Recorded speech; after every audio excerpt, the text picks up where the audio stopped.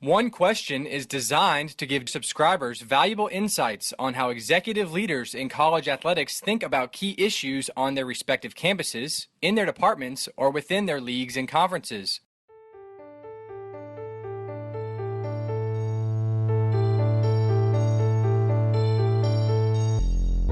Greetings, this is Ty Brown, and welcome to One Question, where we highlight executive leaders in college athletics.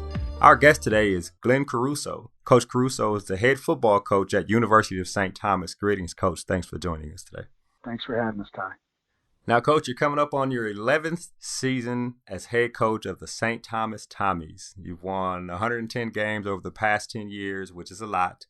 You've been named Coach of the Year multiple times by multiple organizations, including the American Football Coaches Association, where the award is voted on by your peers. So that makes it very significant there, your peers being the football coaches. Of course, I've known you for the past 6 to 7 years since you've been there, of course, when I was with the AFCA. And what I've known about you is that you sustained a lot of success there at St. Thomas over the years. And one of the things that's important to you is the chemistry, the culture, the identity, and all those things when you're talking about the team. I'm asking you because you've been successful, but I think this is relative to all coaches in all sports. What is the process of getting the team to focus on the season ahead of them as opposed to still being stuck on or focusing on the successes or the challenges of the previous season? What is your process for that? Well, I think some of the answer, a big part of it, in my opinion, lies in the question, and it's that word process that you talked about. And I think that, when we got here over a decade ago, we had envisioned what this place might look like if we're blessed enough to work long enough and hard enough and together enough to get here. But it all is centered around the growth and understanding that I'm not going to say it's literally a living, breathing thing, but it is philosophically a program, a culture, a community. It is always growing or dying, one of the two.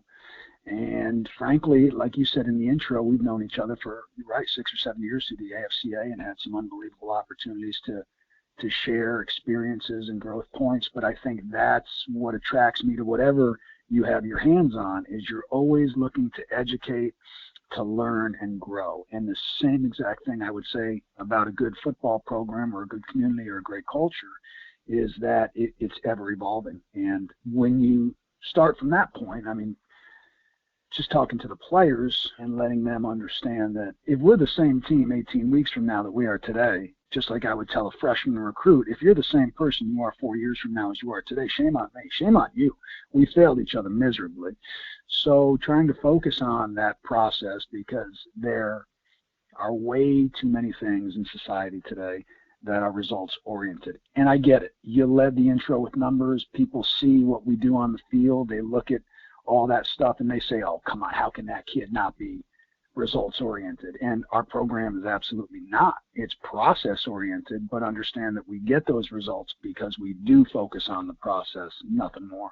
So when you're addressing the team, I guess the culture's, it's a living, breathing thing. So it's been there for over a decade now. And you're addressing the team that may be full of, let's say last year there were freshmen, sophomores, and juniors. Now you got some seniors on the team, and you've had some success there, but nothing is given. And so it's like, hey, guys, last year means nothing. What we played for, how far we got, means absolutely nothing.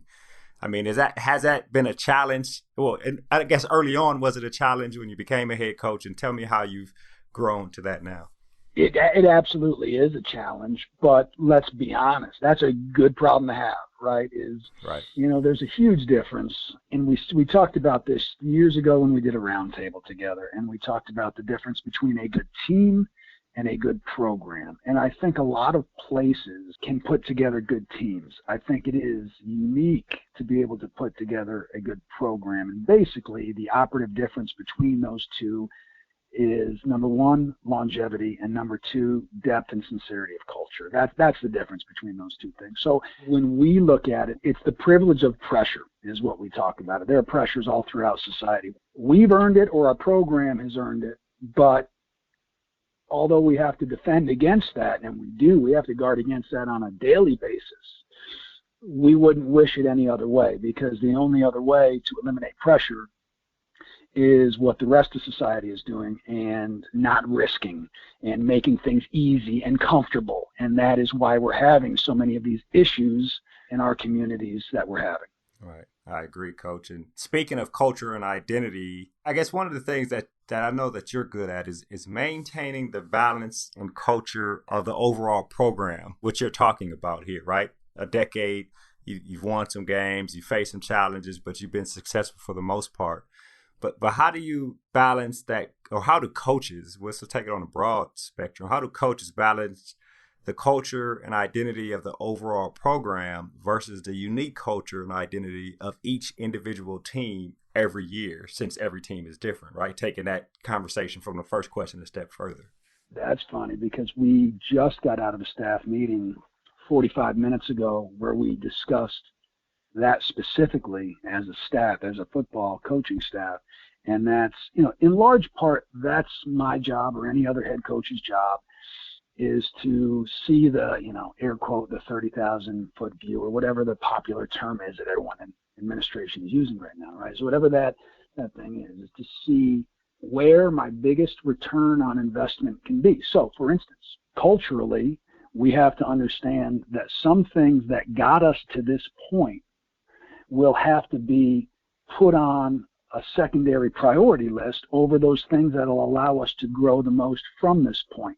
Case in point, last year we were amazing at running the ball and stopping the run.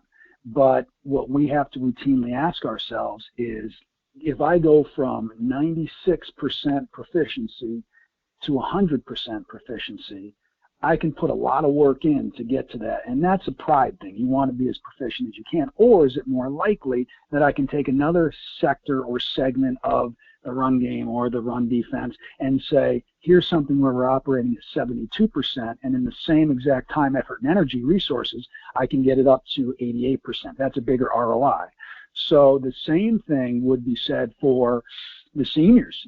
In quite often, your senior leadership, and this is tough to explain to guys, especially in Division III, where in football in Division III, our guys will get out in 4 years, at least at our school they do. So our graduation rate ridiculous high, our placement rate ridiculously high. We will place everybody in a job before graduation.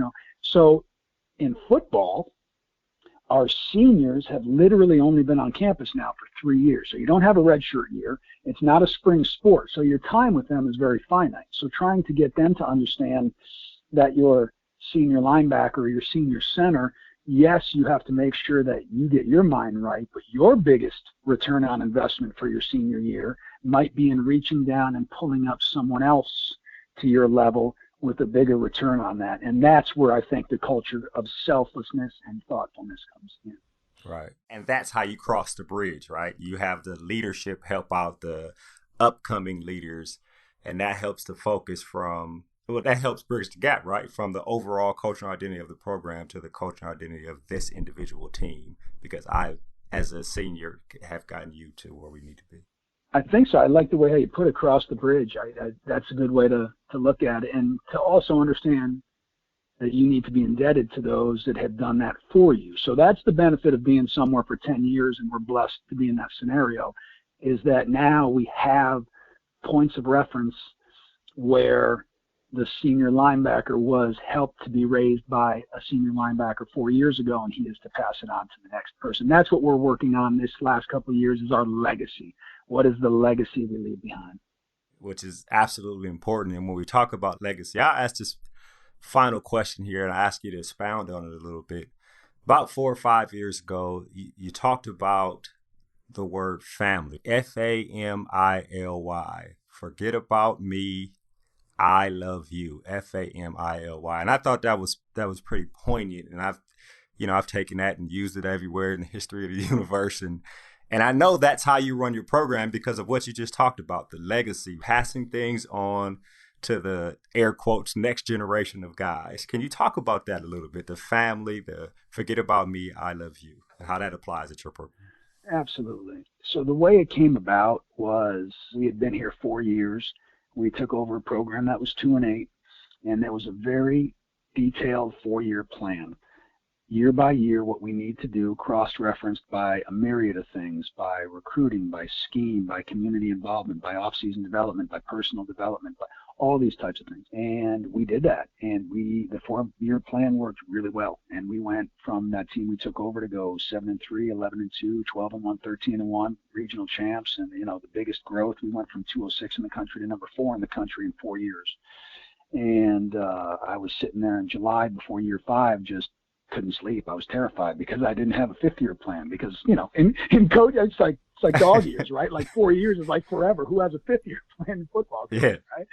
And that's when we came across that very acronym and what we needed at that point. We had the players, we had the facilities, we had the trophies, we had the culture, we had the attitude, we had the size, we had the resources, we had the community involvement. What we needed was a true belief that we could be greater as a part of something than we ever could be on our own, or even the sum of our parts, right? I mean, that is what the basis of summation is. And I think that vow of selflessness also really helps our kids. I mean, I love football, you know that.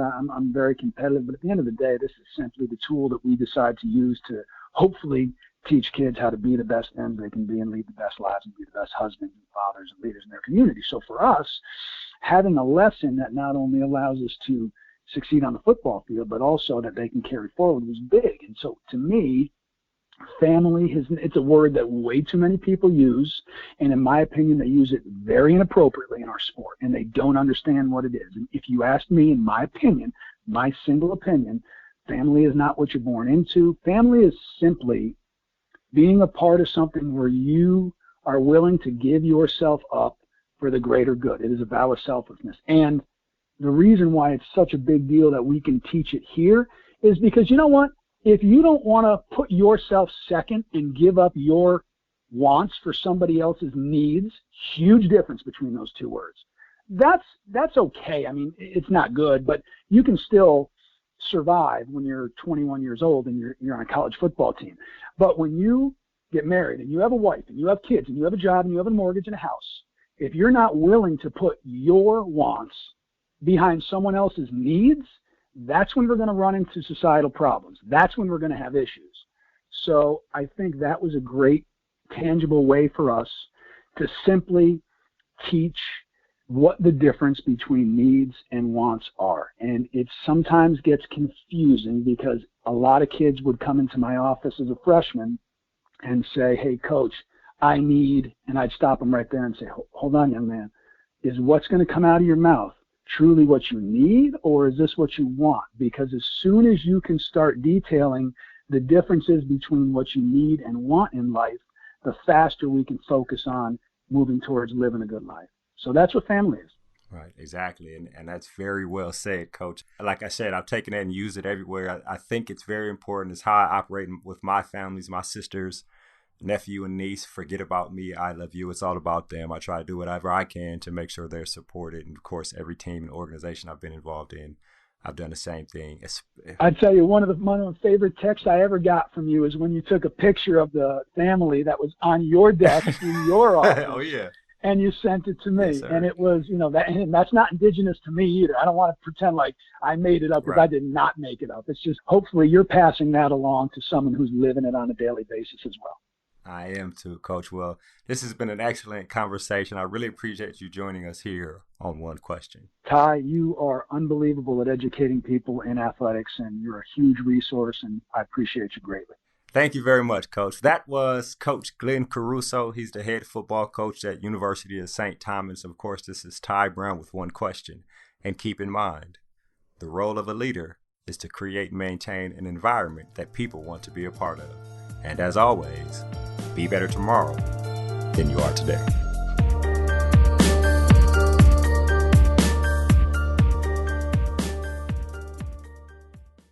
This episode of One Question is produced by Spades Media Group, solving problems using creative leadership.